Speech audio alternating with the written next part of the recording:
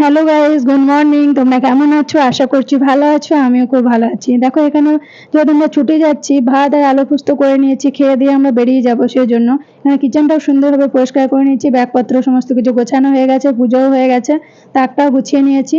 এগুলো ঢেকে যাব, বিছানা তুলে নিয়েছি, জামা কাপড় সকাল সকাল কেচে দিয়েছিলাম, এগুলো গুছিয়ে রেখে যাব। এগুলো ব্যাগে সব ভরে নেবো, সমস্ত কিছু প্যাকিং করে সুন্দরভাবে রেখে যাচ্ছি, যেহেতু এসে প্রচুর কাজ হয়ে যায়। এখানে ছেলে খেলছে আমার, এখানে আমি খাবার খেয়ে নিচ্ছি, বেরিয়ে যাব। দেখো আমরা বাসে চড়ে গেছি। এখানে মেরু ক্যাম্প থেকে ধানবাদ প্রায় 3 ঘন্টার রাস্তা। দেখো স্টেশনে নেমে গেছি আমরা। এখানে তোমাদের দাদাভাই টিকিট কাটছে, আর আমার ছেলে এখানে খেলছে। দাদাভাই টিকিট কাটা হয়ে গেছে, এখন টিকিট কাউন্টার থেকে আমরা বেরিয়ে যাচ্ছি। আমরা স্টেশনের ভিতরে যাব। ট্রেন আগে থেকে আমাদের ওখানে দাঁড়িয়ে ছিল। চলো ট্রেনে চড়ার পরে তোমাদের সাথে আবার দেখা হচ্ছে। তো ট্রেনে আমরা চড়ে গেছি। ছেলে প্রচণ্ড ক্লান্তি হয়ে গেছে, মুখ চোখ অবস্থা থেকে বুঝতে পারছো পুরো দিনের জার্নি, সেই জন্য ছেলে একটু শুয়ে আছে। দেখো আমরা আমোদপুর স্টেশনে নেমে গেছি।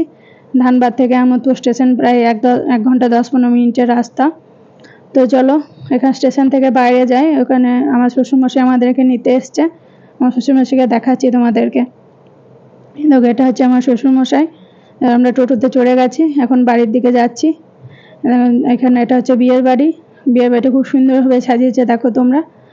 আর আমার ভিডিওটা একটু লেটে পোস্ট হচ্ছে, তার জন্য সরি। আমার সাথে থাকো, সঙ্গে থাকো, চ্যানেলটাকে প্লিজ লাইক শেয়ার কমেন্ট করো।